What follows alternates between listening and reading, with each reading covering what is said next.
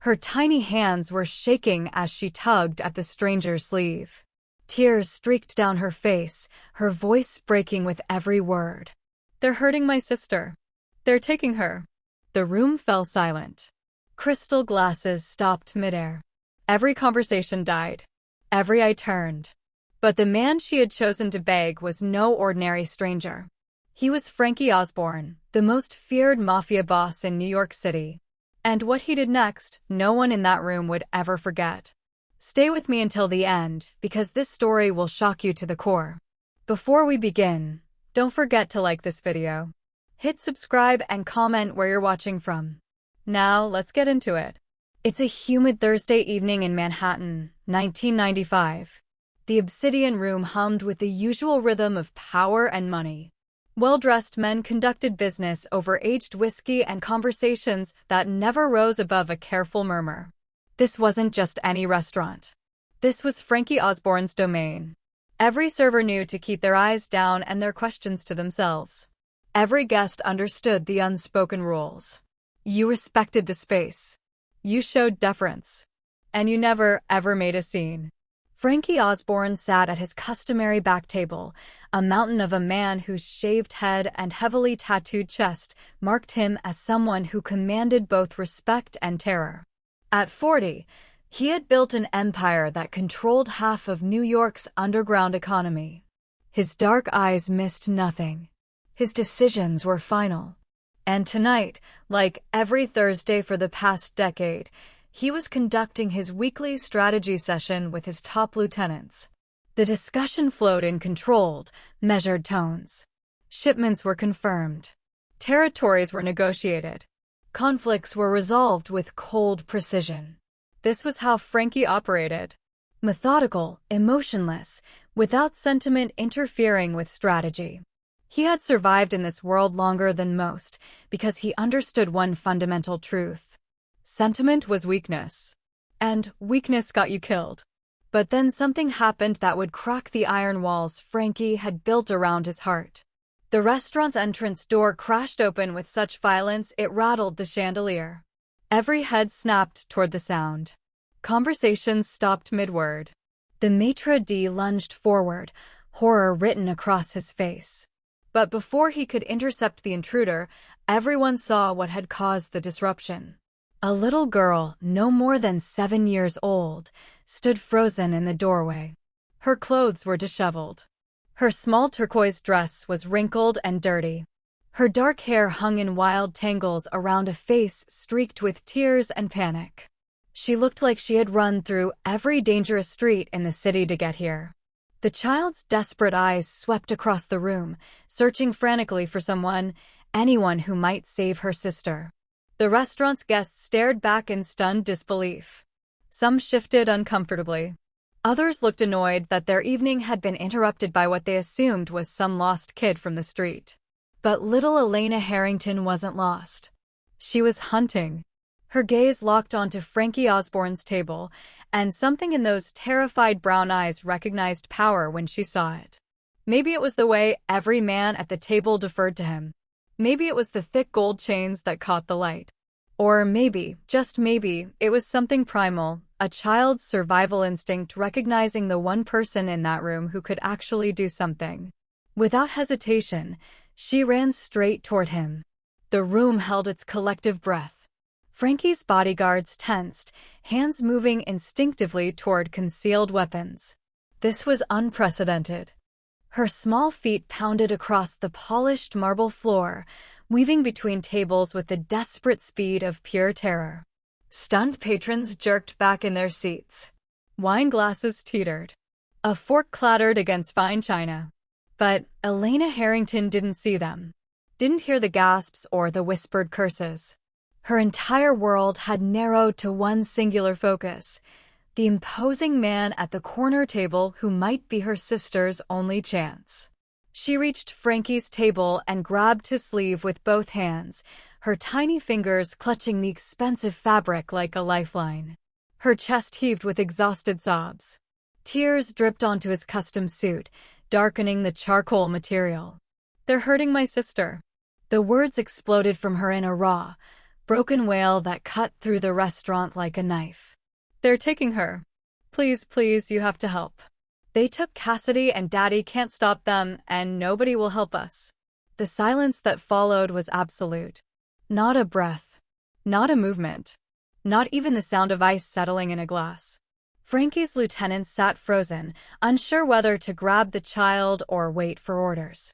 His bodyguards, two hulking men who had dealt with everything from federal raids to rival gang ambushes, stood utterly still, caught between their instinct to protect their boss and the bizarre reality of a sobbing 7-year-old clinging to his arm. Every person in that restaurant understood what they were witnessing. This was a violation of everything the Obsidian Room represented. This was chaos invading order. Innocence trespassing into darkness. A child's desperate plea interrupting the calculated machinery of organized crime. And every eye in the room turned to Frankie Osborne, waiting. They waited for the legendary coldness. The infamous dismissal. The ruthless efficiency that had built his empire and buried his enemies. Frankie Osborne didn't do compassion. He didn't tolerate interruptions. He certainly didn't entertain the problems of street kids who wandered into his territory. His reputation demanded he signal his men to remove her. Firmly. Immediately. Without a word wasted on explanation. The little girl looked up at him with eyes that held nothing but raw, desperate hope. Her face was flushed and streaked with dirt and tears. Her bottom lip trembled uncontrollably. She was everything Frankie Osborne had spent 20 years training himself not to see: vulnerable, innocent, completely powerless. His right-hand man, Dominic, shifted slightly, ready to intervene at the slightest signal. The bodyguard closest to Elena reached forward, preparing to gently but firmly extract the child from their boss's presence. But Frankie raised one hand, just barely, and everyone stopped. The gesture was subtle. A slight lift of his tattooed fingers. But in the Obsidian Room, that tiny movement carried more authority than a shouted command anywhere else. Time seemed to suspend itself. The restaurant held its breath, watching a moment that should have been simple unfold into something nobody could predict. Frankie Osborne looked down at the trembling child gripping his sleeve, and for the first time in 2 decades, something very old and very carefully buried stirred deep in his chest. Those eyes. Those desperate, pleading brown eyes staring up at him with nothing but raw hope and terror. He knew those eyes. The memory hit him like a freight train, slamming through every wall he'd built, every defense he'd constructed, every vow he'd made to never feel this again. Sophia. His baby sister. 9 years old, with the same dark hair, the same brown eyes that looked at him like he could fix anything, save anyone, make the world safe just by being her big brother. The day she died, Sophia had looked at him exactly like this. Terrified. Desperate. Begging him with those same innocent eyes to make the bad men go away. They'd come to collect a debt their father couldn't pay, a debt Frankie, barely 17, and not yet the man he'd become, couldn't protect her from. He'd tried. God, he'd tried. But he was just a kid himself, all rage and no power, all heart and no resources. They'd held him down and made him watch as they took her. Taught his father a lesson about late payments. About consequences. About what happens when you can't settle your accounts. They found Sophia 3 days later in an alley off Mulberry Street. Frankie had built his empire on the ashes of that failure. Every territory claimed, every enemy crushed, every dollar earned, all of it constructed on one foundational truth: never be powerless again. Never let emotion cloud judgment. Never let anyone close enough to become a weapon against you. Sentiment is a weakness exploited by predators. He'd repeated that phrase like a prayer for 23 years. Carved it into his soul until it became his operating principle, his religion, his shield against ever feeling that kind of helpless agony again. But now this child, this terrified little girl with Sophia's eyes, was shattering everything in a single moment. Elena's fingers tightened on his sleeve. "Please," she whispered, and her voice broke on the word. "She's all I have." They said they're gonna hurt her if Daddy doesn't pay. But we don't have the money. Nobody will help us. Nobody cares. Nobody cares. The same thing Frankie had screamed at the indifferent faces of his neighborhood 23 years ago. The same helpless rage. The same desperate isolation.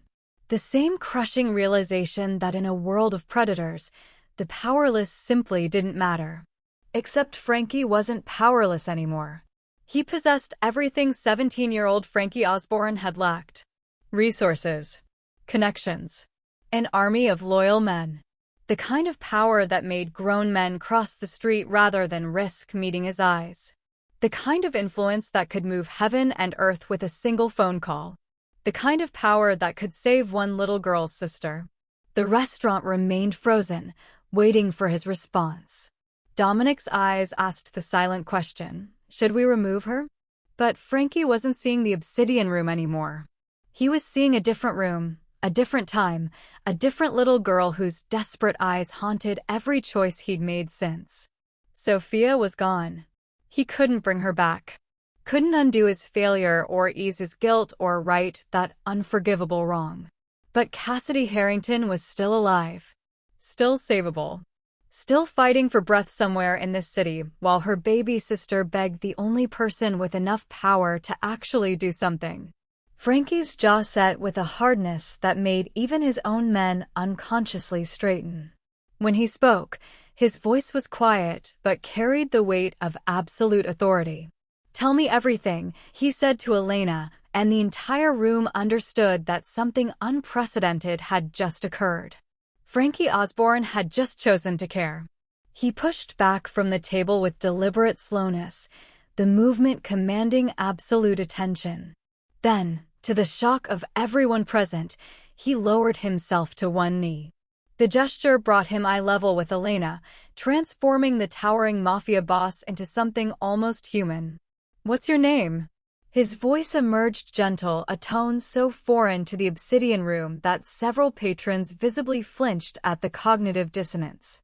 "Elena," she stammered, her tiny voice barely audible. "Elena Harrington." "Elena." Frankie repeated her name with careful respect, as if she were a business associate rather than a terrified child. "I need you to tell me exactly what happened. Can you do that for me? Take your time." The kindness in his voice seemed to unlock something in her. The words tumbled out in a desperate rush, punctuated by hiccuping sobs. Her sister Cassidy was 22. A waitress at a diner in Queens, working double shifts to support their family after their mother passed away 2 years ago. Their father, Joseph Harrington, was 67 and sick, diabetes, bad heart, couldn't work anymore. Bills piled up. Medical expenses multiplied. He needed money desperately. "Daddy didn't know what else to do," Elena whispered, fresh tears streaming down her cheeks. "A man came to our building. Said he could help. Said it was just a loan. But the interest kept growing, and Daddy couldn't pay it back fast enough." Frankie's expression remained neutral, but something dangerous flickered in his eyes. He already knew where this was going. He'd seen this predatory pattern 1,000 times, loan sharks circling desperate families like vultures, offering salvation that was actually a noose. "This man who gave your father the loan," Frankie said quietly. "What was his name?" "Silas Vance." The name came out like poison. "His men came today. Said the debt was due. Said if Daddy couldn't pay, they'd take something valuable instead." Her voice cracked completely. "They grabbed Cassidy right off the street after her shift. Threw her in a van. She screamed for help, but nobody stopped them. Nobody did anything." Silas Vance. Frankie knew the name. A bottom feeder who operated in Queens and Brooklyn, preying on immigrants and working families who couldn't access legitimate credit. Vance wasn't even a real player in the city's power structure, just a parasite who survived by staying beneath the notice of serious organizations. The kind of man who built his pathetic empire on the broken backs of people who couldn't fight back. Not a warrior. A scavenger. "I ran all the way here," Elena continued, her words tumbling faster now. "I heard people talking about you. They said you're powerful. They said you can do anything.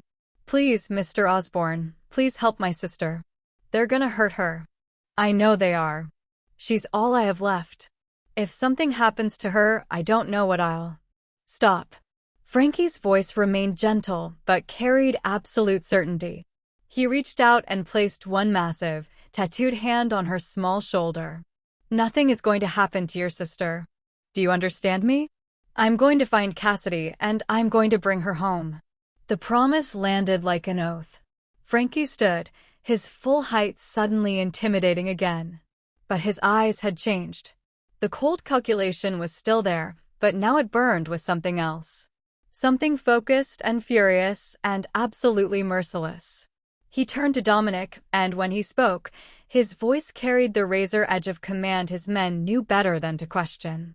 Get me everything on Silas Vance. Every location, every associate, every hole he's ever crawled into. I want to know where he operates and where he hides. And I want it in the next 10 minutes. Dominic was already moving, phone in hand. Frankie looked down at Elena one more time. Stay close to me. You're safe now. And somehow, despite everything she'd been through, Elena Harrington believed him. The obsidian room transformed instantly. What had been a place of leisurely business dealings became a command center humming with lethal efficiency. Frankie moved through the space like a general deploying troops, each word precise, each order calculated to devastating effect. Dominic. His lieutenant was already beside him, phone pressed to his ear. Frankie's voice dropped to a tone his men recognized the cold, surgical precision that preceded violence. Call Marcus in Queens, Joey in Brooklyn, and that rat Tommy who runs numbers in Astoria. Someone knows where Vance operates. I want every warehouse, every safe house, every apartment he's ever used. And I want the names of every piece of garbage that works for him. Dominic nodded once, already dialing. What's our timeline? Now. Frankie's eyes were flat and merciless. She's been taken for hours already. Every minute we waste is a minute they could be. He glanced down at Elena and changed trajectory. Every minute matters. Move. Dominic stepped away, speaking rapid fire into his phone, his tone making it clear that cooperation wasn't optional. Frankie turned to a thick-shouldered man near the bar. Tony. I need the interceptor ready in 3 minutes. Full tank. If it's not out front when I walk through that door, find new employment. Tony was already running toward the back exit before Frankie finished the sentence. A younger man at a nearby table half stood, uncertain if he should approach. Frankie gestured him forward with a sharp movement. Carlo. You still have that contact? The tracker who worked the dock theft last year. Victor? Yeah, boss. He's expensive, but I don't care what he costs. Get him on the phone right now. Tell him I need real-time tracking on Silas Vance. Cell phone, vehicle movements, known associates, everything. Tell him if he delivers in the next hour, I'll triple his usual rate. If he stalls, he can explain why to me personally. Carlo's face went pale at the implied threat. He grabbed his phone with shaking hands. The restaurant's patrons watched in stunned silence as Frankie Osborne's criminal apparatus spun into motion. This was the machine that controlled half of New York's underground resources, connections, information networks that stretched into every corner of the 5 boroughs. And all of it was now focused on one target. Frankie pulled out his own phone and dialed a number from memory. It rang twice before a gruff voice answered. Cell. It's Frankie. I need you to put the word out. Silas Vance just made a very serious mistake, and I want to know everything. Where he sleeps, where he eats, where he hides his money. Anyone who gives me useful information gets paid. Anyone who protects him gets to explain their choice in person. He listened for a moment, then cut off whatever question was coming. I don't care if you're off duty. I don't care if it's your daughter's birthday. This happens now or we're done. Are we clear? The voice on the other end apparently agreed. Frankie ended the call and looked down at Elena, who stood pressed against his side, her small hand gripping 2 of his fingers. Despite the hardness in his voice, His next words carried that same unexpected gentleness. "We're going to get in a car now. I need you to stay with me and do exactly what I say. Can you be brave a little longer?" Elena nodded, her eyes huge but trusting. Dominic returned, phone still active. "Marcus says Vance has 3 primary locations. We're running them down now. Tommy says Vance's crew was bragging at a bar in Astoria earlier, something about collecting assets. He thinks they're using the old meatpacking warehouse in Red Hook." Frankie's jaw tightened. Red Hook. Isolated. Industrial. Exactly the kind of place where screams wouldn't carry. "That's where we start," he said, already moving toward the exit. His hand stayed protectively on Elena's shoulder, guiding her through the restaurant. "Get me addresses for all 3 locations. And tell Victor if he doesn't have Vance's phone pinging in 15 minutes, he's retired." The heavy oak door opened. Tony stood beside a matte black Mercedes with its engine already purring like a predator. Frankie lifted Elena into the back seat, his movements surprisingly careful for such a massive man. Then he slid in beside her and Tony gunned the engine. The obsidian room disappeared behind them as they shot into the New York night, hunting. The Red Hook waterfront stretched before them like a graveyard of industry, rusted shipping containers stacked like tombstones, abandoned warehouses with broken windows staring out like empty eye sockets.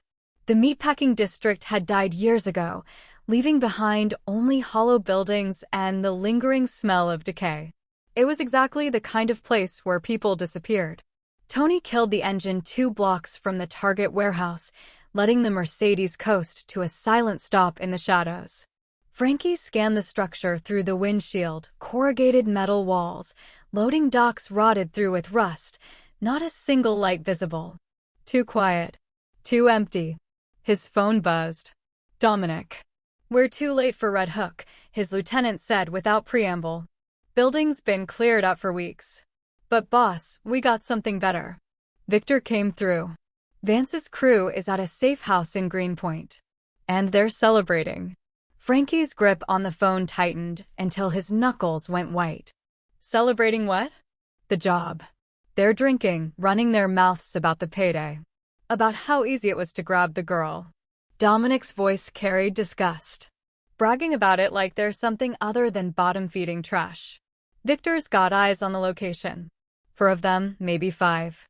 Vance isn't there. He's smart enough to stay separated from the grunt work. Send me the address." Frankie's voice was ice. "And keep tracking Vance. When I'm done with his crew, I'm going to visit him personally." He ended the call and turned to look at Elena. She'd been silent the entire drive, pressed against the leather seat, her small face pale in the dashboard lights. But her eyes were alert, watching him with that same desperate trust. "Is Cassidy there?" she whispered. "No." Frankie wouldn't lie to her.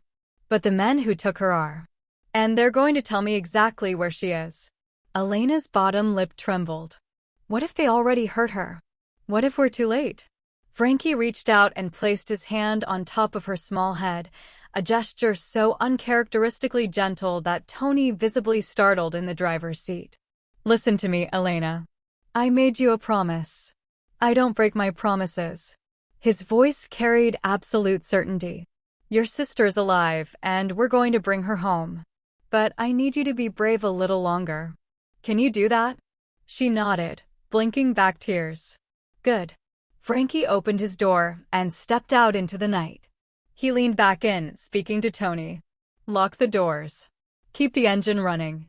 If anyone approaches this car who isn't me or one of my men, you drive. You understand? Her safety is your only job right now." Tony met his eyes and nodded. "She's safe, boss. I swear it." Frankie looked at Elena one more time. "I'll be back soon. With your sister." Then he closed the door and walked into the darkness, his massive frame disappearing between the warehouses like a shadow with teeth. Behind him, locked safely in the Mercedes, Elena Harrington pressed her hands together and whispered a prayer for the sister she loved and the terrifying man who'd promised to save her. Comment: never give up hope if you believe Cassidy deserves to be free and safe. Silence only helps the abusers. The safe house was a third-floor walk-up in Greenpoint, the kind of anonymous apartment building where neighbors knew to mind their business. Frankie's arrival had been swift and surgical. Two of his men had breached the door while the enforcers were mid-laugh, bottles of cheap whiskey scattered across a stained coffee table. The celebration had ended abruptly. Now 4 men sat bound to chairs in the center of the room, their earlier bravado replaced by the sick understanding of who had found them. Duct tape sealed their mouths. Zip ties cut into their wrists.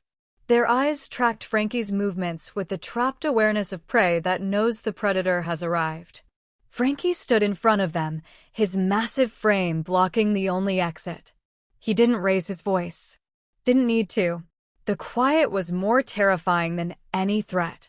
"I'm not here about territory," he said, his tone conversational, almost gentle. "This isn't about business or respect or any of the usual reasons men like me visit men like you. This is about something much simpler." He stepped closer, and one of the enforcers, a wiry man with a scar above his eyebrow, actually whimpered through the tape. "A 7-year-old girl ran through half of Manhattan tonight. Her feet were bleeding. Her dress was torn.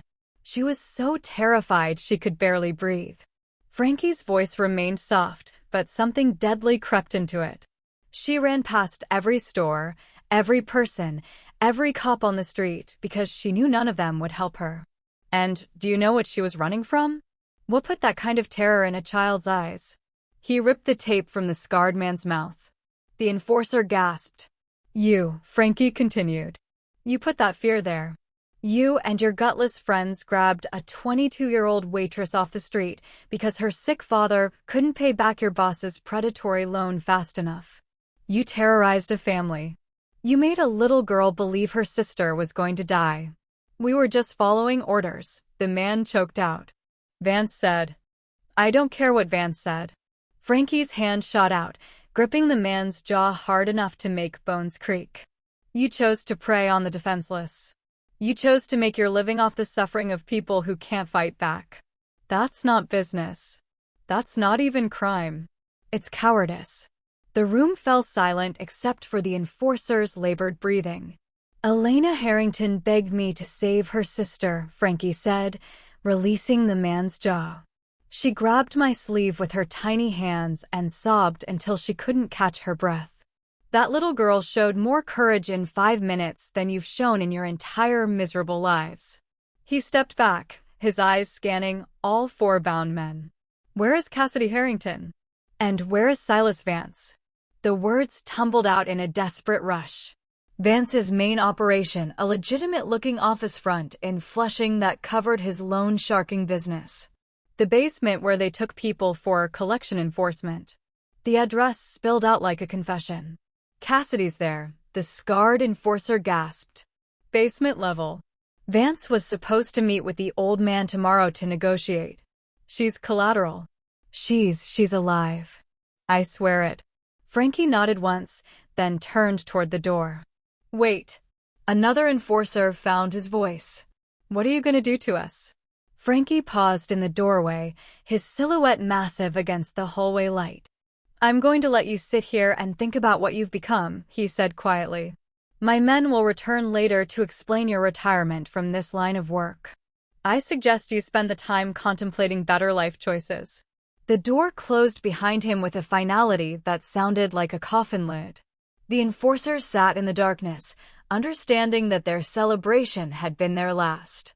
Silas Vance's operation occupied the 2nd floor of a building in Flushing that advertised itself as a financial consulting firm.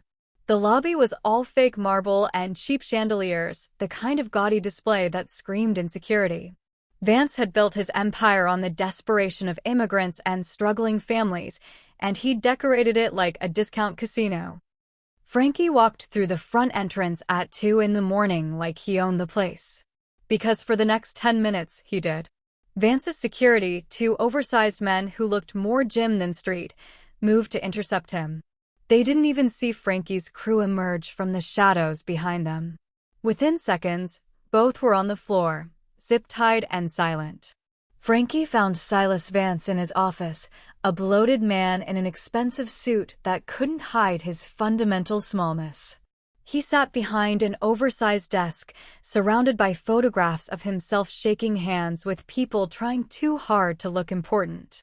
Vance looked up as Frankie entered, and whatever confident words he'd prepared died on his lips. "Mr. Osborne." He stood quickly, forcing a smile that looked like a wound. "This is unexpected. If there's been some territorial misunderstanding, sit down." Frankie's voice carried no room for negotiation. Vance sat. "You took a girl tonight. Cassidy Harrington. 22 years old.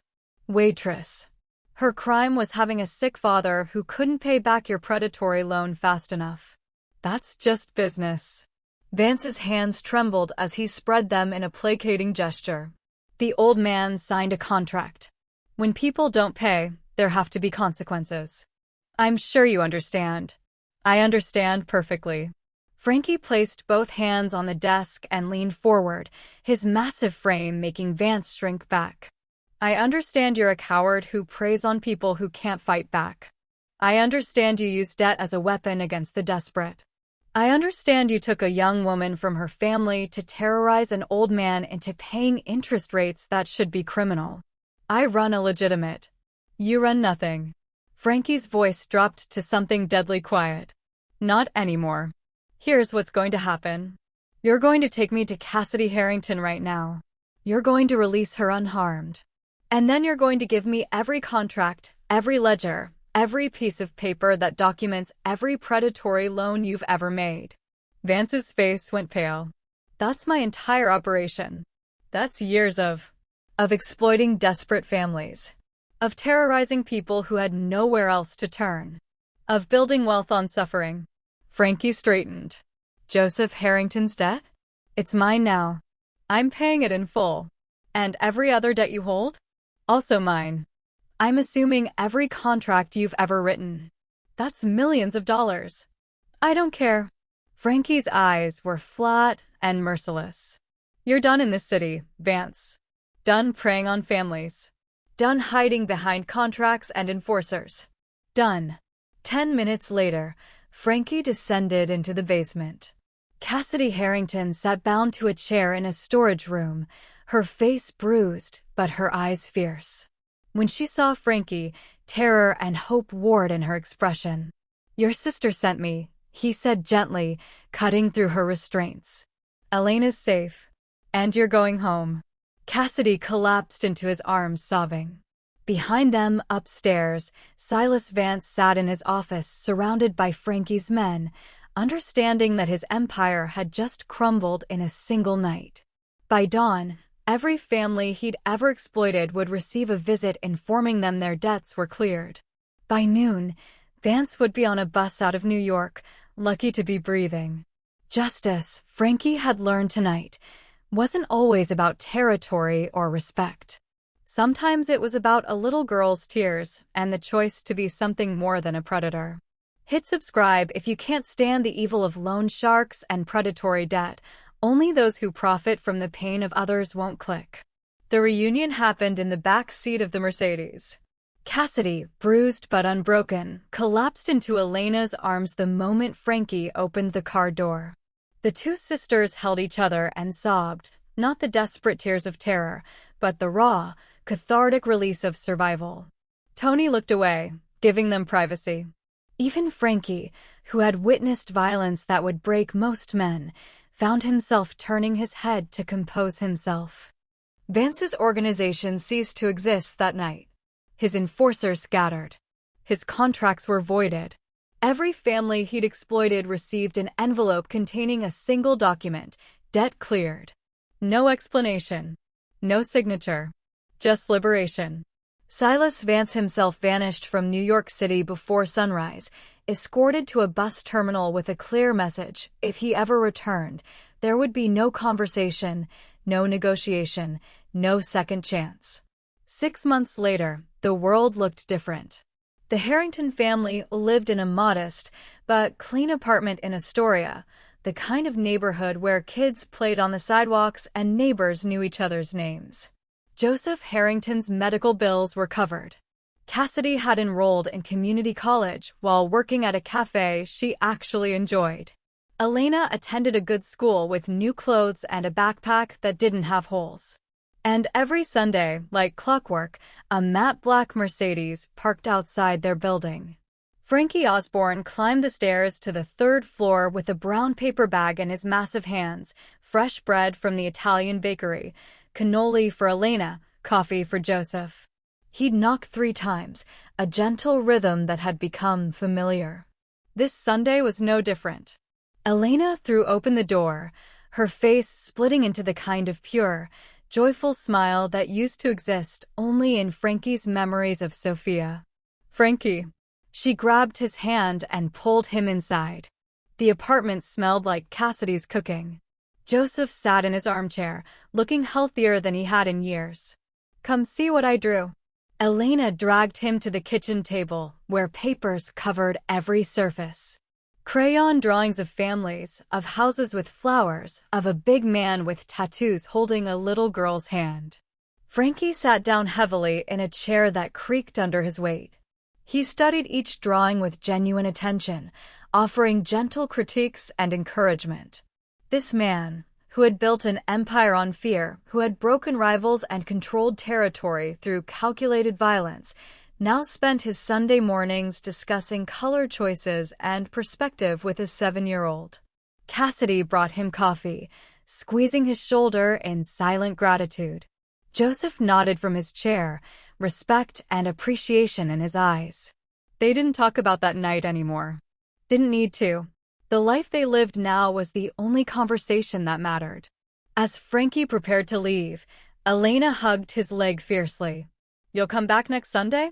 Every Sunday, he promised, the same promise he'd made 6 months ago. Walking back to his car, Frankie Osborne understood something fundamental had shifted. He was still feared across New York.